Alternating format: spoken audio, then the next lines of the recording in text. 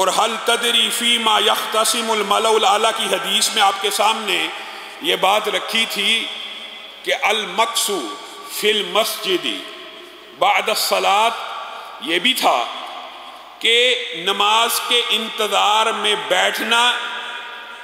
اس کی احادیث تشبیق والی، اور نماز گزر جانے کے بعد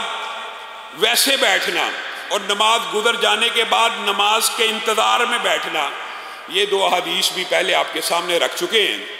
نماز ابھی آپ نے پڑھی نہیں ہے، قائم نہیں کی، صرف اس کے انتظار میں بیٹھے ہیں تو آپ حالت نماز میں ہیں۔ اب نماز پڑھ لی ہے، سلام پھیر لی ہے، اس کے بعد آپ اپنے مصلی کے اوپر بیٹھے ہوئے جہاں نماز پڑھی ہے، تو اس فضیلت کے اندر وہ تمام جو سابقہ حدیث ہے کہ مسجد میں بیٹھنا نماز کے بعد، وہ ساری کے سارے فضائل اس میں شامل ہیں۔ ایک تو ہے نماز کے انتظار میں بیٹھنا، ایک ہے ویسے ہی انتظار میں بیٹھنا، اس کی کیا فضیلت آپ کے سامنے رکھی تھی؟ وَمَنْ فَعَلَ ذَلِكَ عَاشَ بِخَيْرٍ وَمَاتَ بِخَيْرٍ، جو ایسا کرے گا خیریت سے زندہ رہے گا اور خیریت سے مرے گا، اور وہ اپنے گناہوں سے ایسے پاک ہو جائے گا جیسے آج ہی اپنے ماں کے پیٹ سے پیدا ہوا۔ ان دو روایات کے علاوہ یہ جو حدیث آپ کے سامنے رکھ رہا ہوں، یہ نماز سے پہلے بیٹھنے کے اوپر بھی ہے اور نماز کے بعد بیٹھنے کے اوپر بھی ہے۔ وہ کیا ہے کہ پہلے اگر آیا ہے نماز کے انتظار میں بیٹھا، حالت نماز میں ہے، یہی فضیلت کافی ہے بات کو سمجھنے کے لیے کہ ابھی تو آپ نے نماز شروع نہیں کی، اللہ تعالیٰ نے آپ کو نماز میں لکھ لیا، آپ 15 منٹ، ویسے آپ نماز کوئی بندہ پڑھنا چاہے 30 منٹ 35 منٹ سے زیادہ آج کل کوئی بندہ نماز نہیں پڑھتا، لیکن آپ ذکر کرتے ہوئے نماز کے انتظار میں بیٹھ جائیں، آپ آدھا گھنٹہ بیٹھ سکتے ہیں، بیٹھنا آسان ہے، آپ کو نماز میں لکھا جا رہا ہے۔ اور اس کا دوسری فضیلت اور اجر و ثواب یہ ہے کہ جب تک آپ نماز کے انتظار میں بیٹھے ہیں، فرشتے آسمان سے اترتے ہیں اور آ کے کہتے ہیں اللہم اغفر لہ اللہم ارحمہ،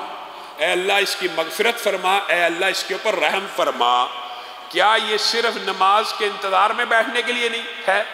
مسند احمد کی حدیث ہے، نہیں، یہ نماز کے انتظار میں جب تک بندہ بیٹھا رہا، آپ لوگوں سے کہتے ہیں، علماء سے کہتے ہیں میرے لیے دعا کر دیجئے، والدین کے بارے میں کہتے ہیں میرے لیے دعا کر دیجئے، میرے لیے دعا کر دیجئے، آپ کے لیے فرشتے دعا کر رہے ہیں،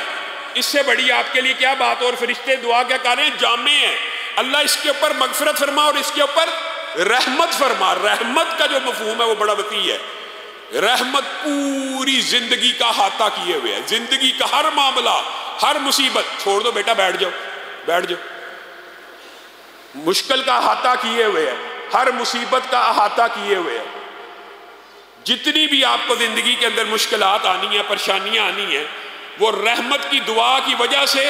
جو کوئی مسئلہ آپ کا ہے وہ حل ہو جانا ہے، کسی کے پاس جانے کی ضرورت نہیں، مسجد میں آئیے، نماز کے انتظار میں بیٹھ جائیے، فرشتے آپ کے لیے مغفرت کی دعا کر رہے ہیں، رحمت کی دعا کر رہے ہیں، اور یہ صرف نماز سے قبل کے لیے نہیں ہے۔ مسند احمد کی جو حدیث ہے اس کے اندر یہ بات بھی شامل ہے کہ جو بندہ نماز کے بعد اپنے مصلی کے اوپر بیٹھا رہتا ہے، اس کے لیے بھی فرشتے یہی دعا کرتے رہتے ہیں